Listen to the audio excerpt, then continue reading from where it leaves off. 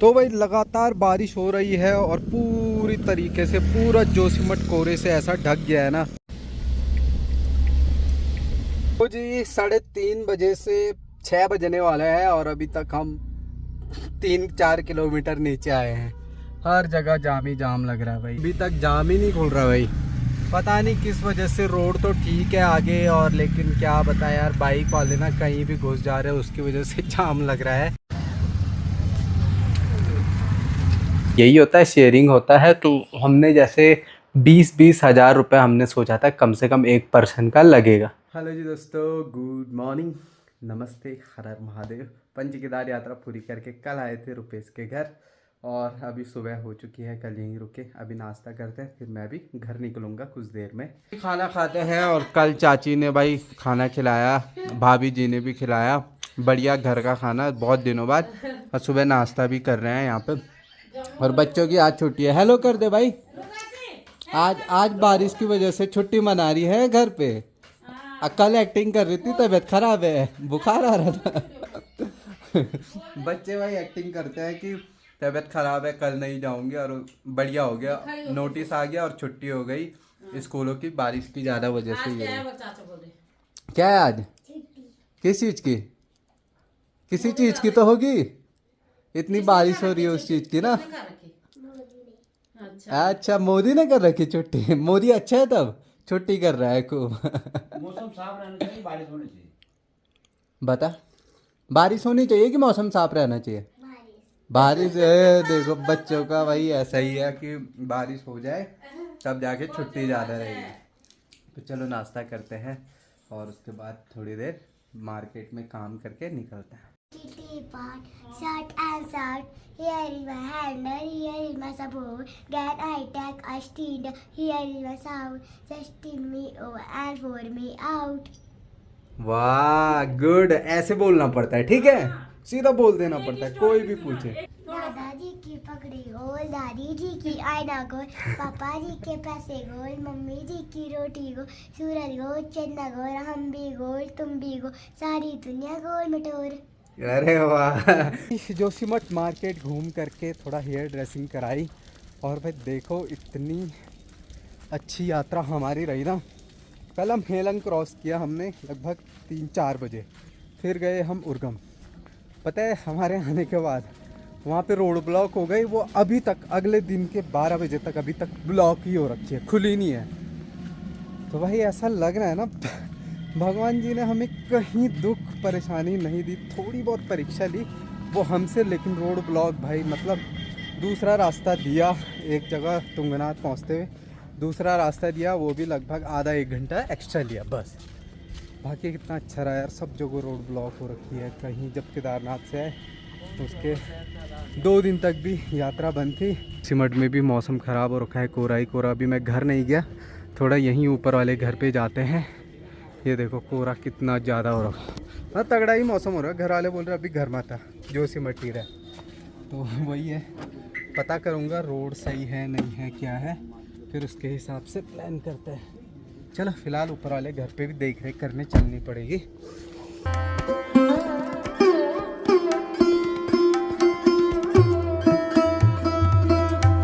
वही आए थे ऊपर पे कुछ देर, और थोड़ा हाल देखना पड़ता है भाई, देख रेख करनी पड़ती है घर की जहाँ हम रहते रही हैं। और कुछ ऐसा मौसम हो रखा है इधर जोशीमठ का, और अभी 3 बजने वाले हैं। अब मेरी तैयारी होगी पुलना गांव निकलने की। तो भाई लगातार बारिश हो रही है और पूरी तरीके से पूरा जोशीमठ कोहरे से ऐसा ढक गया है ना भाई, बारिश तगड़ी हो रही है। अभी मैं घर इसलिए भी नहीं गया, मैं ये सोच रहा था, पता कर रहा था कि कहीं रास्ता बंद तो नहीं है बोल करके पुलना पहुँचने तक। तो बस वही चक्कर है भाई, क्योंकि कहीं कहीं बहुत जगह जहाँ हम छोड़ के आए हैं ना, वहाँ तक तो बड़ी लैंडस्लाइड थी। ओए होए भाई साहब, ठंडा भी बहुत हो रहा भाई इधर ना।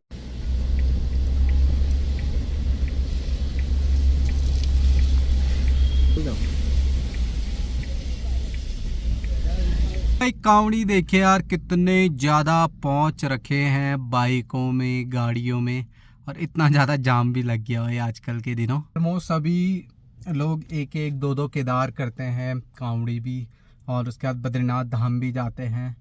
तो चलो माहौल अच्छा लगता है कि एक भगवान के प्रति आस्था सबकी है। लेकिन यार कुछ लोग बस ऐसे ही आते हैं कि चलो दोस्त जा रहा है तो हम भी चलते हैं, बाइक में चलते हैं, एंजॉय करेंगे। ऐसे नहीं यार, धार्मिक यात्रा का अर्थ है कि अपने आत्मा को परमात्मा से जोड़ना और आत्मा का जो क्या बोलते हैं शुद्धिकरण करना, क्योंकि भगवान से ही हमें सारा ज्ञान मिल सकता है, शुद्धिकरण करना। पर ये हल्ला गुल्ला, इतने मोटे मोटे साइलेंसर लगा रखे यार, मतलब 100 सीसी की बाइकों में वो 1000 सीसी वाला साइलेंसर लगा रखा, पता नहीं क्या यार। हल्ला गुल्ला ये चीज़ें नहीं यार, शांति से होती है यात्रा। क्योंकि मैं देखा ना इन 5 केदारों में, तो मुझे कुछ चीज़ अच्छी भी लगी पर कुछ चीज़ बुरी भी बहुत लगी यार। कि मतलब जो यंग लड़के आ तो रहे हैं यात्रा में पर उनको कोई मतलब नहीं, मंदिर के अंदर वो दर्शन कर रहे नहीं कर रहे वो उसका भी कुछ पता नहीं, लेकिन बाहर पे आ रहे, वीडियो बना रहे, नशा कर रहे हैं, फिर बस ऐसा ही कुछ कर रहे हैं। वो चीज़ देख के यार बुरा भी लगा। बस यही दुआ है कि भगवान सद्बुद्धि दे सबको।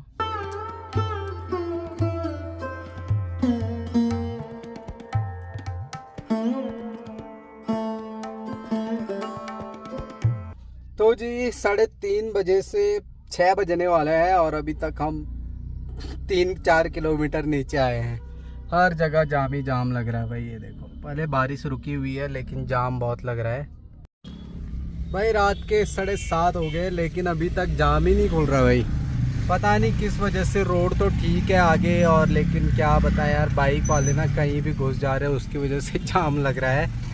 तो मौसम तो ठीक है, रोड भी खुली हुई है, पता नहीं कुछ गाड़ी फंसी होगी, बस फंसी होगी, ट्रक फंसा होगा, या बाइकों की वजह से दिक्कत हो रही होगी।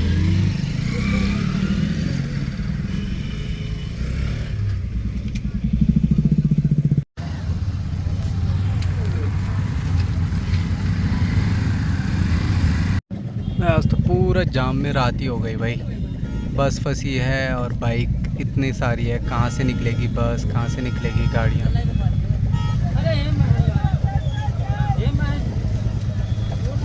हेलो दोस्तों, गुड मॉर्निंग, नमस्ते, सत श्री अकाल। भाई कल ना इतना जाम लग गया था और रात के मैं पहुंचा 9 बजे करीब पहुंचा घर। 3 बजे निकला था। 6 घंटे, आधे घंटे का रास्ता 6 घंटे में कवर किया मैंने, क्योंकि काफ़ी ज़्यादा ट्रैफिक लगा हुआ था। बाकी आज मौसम देखे, जैसे घर पहुँचे तो मौसम भी क्लियर दिखने लग गया। सुबह सुबह बढ़िया झरना बह रहा है। और गांव की और घर की भाई वाइब्स ही अलग होती है। इतनी प्यारी नींद आई ना, अभी भी बिस्तर से मेरे को इतना प्यार है कि मैं सोए रह सकता हूँ 2-3 दिनों तक। लेकिन चलो, लेकिन इस खूबसूरत नज़ारों को भी देखना बहुत ज़रूरी है भाई। कि अपने पंच केदार की यात्रा पूरी हुई भोलेनाथ जी की कृपा से। इस सावन के महीने में बड़ा आनंद आया, बड़ा मज़ा आया, बहुत कृपा रही। सच में एक अलग वाइब्स आती है जब हम धार्मिक स्थानों में दिल से जाते हैं। तो आत्मा, जो इंसान के हमारे अंदर आत्मा है और वो परमात्मा का कनेक्शन, तो वो जुड़ जाता है, तो बड़ा सुकून मिलता है। अभी भी बस सपने में अगर मैं सो भी रहा हूँ ना, तो बस मेरे को वही पंच केदार की यात्रा चलते हुए वही आ रहे हैं सपने में। तो काफ़ी अच्छा रहा। बाकी परमात्मा से यही गुजारिश थी कि सभी पे, सभी भक्तों पे कृपा बनाए रखे, सभी अपने YouTube फैमिली पे कृपा बनाए रखे। बाकी यात्रा बढ़िया चल रही है। यहाँ पे टूरिस्ट भी है और संगत जी भी है। श्री हेमकुंड साहिब की यात्रा, रोड ब्लॉक नहीं है, क्योंकि जोशीमठ से इधर जाम लगा हुआ था। वो भी जो कांवड़ी रॉन्ग साइड चलते हैं उस वजह से ना, कुछ मतलब यंग लड़के। बाकी तो चलो सब चल रहा है, अच्छा चल रहा है, मौसम भी बढ़िया है। तो आप भी आओ यात्रा में। बाकी फ़िलहाल रेस्ट ही करते हैं कुछ दिन, पैर को भी रेस्ट मिल गया, साथ में तबीयत भी ठीक हो गई थी।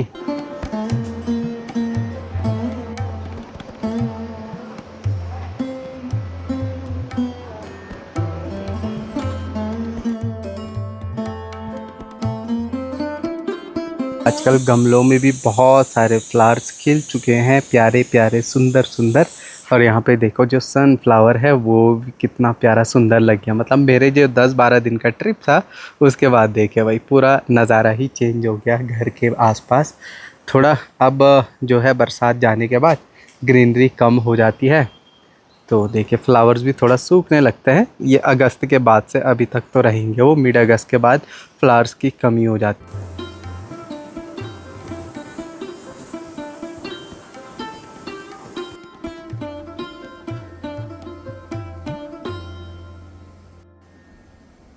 और भाई अब मैं आपको बताता हूँ कि हमारा जो टोटल लगभग जो खर्चा आया, जो 5 केदार हमने किए, केदारनाथ से कल्पेश्वर, तेल का खर्चा, खाने का खर्चा, और जो 8-10 दिन हम रूम में रहे ही रहे, उसका खर्चा मिला के कितना हुआ वो बताते हैं। क्योंकि हम 2 जने थे, जहाँ भी रुक रहे थे, तो भाई यही होता है, शेयरिंग होता है। तो हमने जैसे 20-20 हज़ार रुपये हमने सोचा था कम से कम एक पर्सन का लगेगा, लेकिन हमारा एट द एंड जो हिसाब किताब निकला वो 14,000 रुपये निकला एक आदमी का।